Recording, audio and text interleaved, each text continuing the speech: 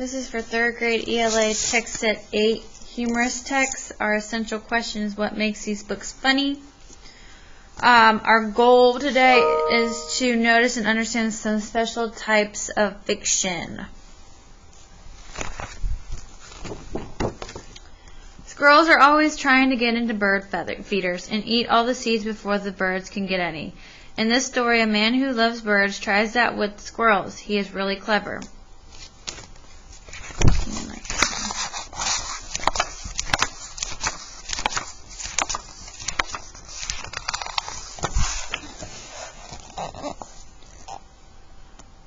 But these squirrels are just as smart.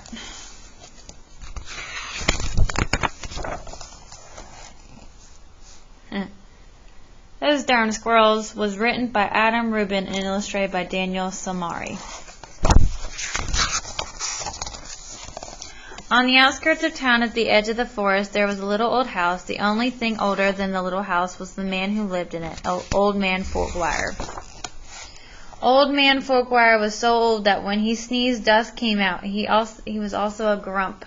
He hated pie. He hated puppies. The only thing he liked was birds. All summer long the old man painted pictures of the birds that visited his backyard. There were whirly birds and bongo birds, babe birds. Good afternoon, staff. And yappa birds. Even a rare floggle bird came by once or twice. Folkware's paintings weren't very good, but the birds never said anything. When the air turned crisp and the leaves began to change color, the old man grew sad. He knew that soon the birds would fly south for the winter, as they did every year, and that he would be lonely. Then he had an idea. If he fed the birds, maybe they would stick around. So Old Man Folkwire built beautiful bird feeders and put them up all around his backyard. He filled the feeders with delicious seeds and berries, and soon the birds came from all over the forest just to eat in the old man's yard. But the birds weren't the only ones who liked the bird feeders. The squirrels did too. Not many people know this, but squirrels are the cleverest of all the woodland creatures. In fact, they're fuzzy little geniuses. They can make a house out of a tree, a bed out of a bunch of leaves, and a box kit out of twigs, dirt, and squirrel spit. They're also excellent at math. Winter was fast approaching, and the squirrels needed to gather as much food as they could to get ready, so they decided to take some of the bird food.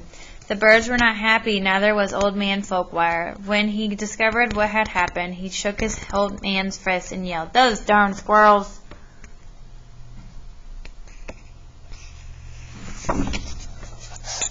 He filled up the feeders again, but this time he hung them from a clothesline. Then he went back inside, confident that squirrels would no longer be able to get to the seeds and berries.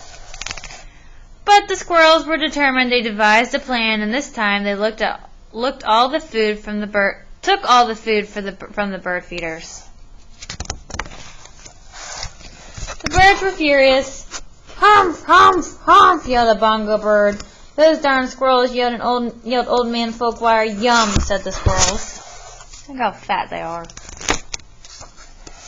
Now it was Old Man Folkwire's turn to devise a plan. He went to the general store to get supplies. He bought lasers and clamps. He bought wires and springs. He bought all sorts of tools and built a veritable fortress around his bird feeders. Then he refilled them very carefully. "Na, na, na, na," snorted the floggle bird.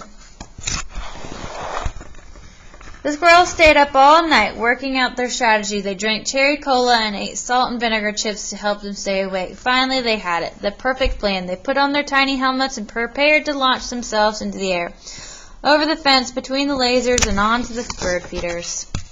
First squirrel misfired and hit a tree. The second squirrel went too high and landed in a bucket. The third squirrel sailed clear over the house. The birds laughed and laughed. They each had one last delicious mouthful of seeds and berries from the old man's feeders. Then they flew south for the winter, just as they did every year. "Zips," said the floggle bird. After the birds left, Old Man Folkwire was lonely, just as he was every year. He fixed himself some cottage cheese and pepper, his favorite snack, but he was still lonely.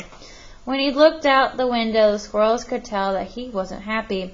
"Go away," shouted the old man. "I don't like you, squirrels."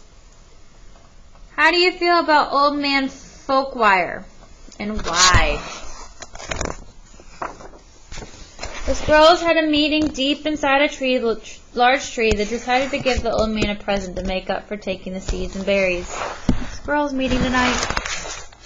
Not many people know this, but squirrels are not only fuzzy little geniuses, they also collect just about anything they find on the ground.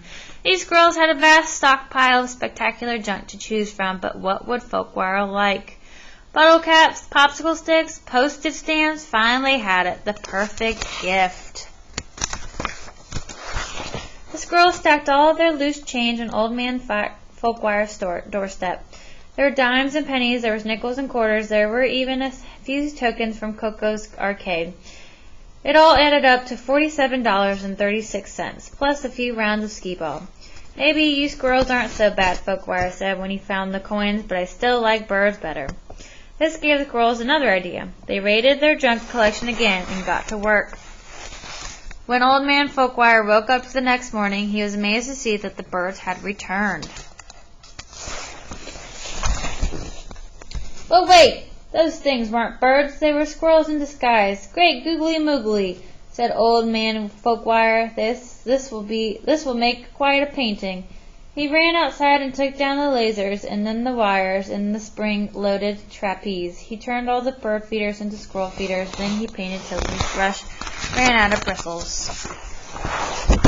Squirrels were so overjoyed they had a party in Old Man Folkwire's house. Those darn squirrels, said Folkwire, and he shook his old man's fist and smiled.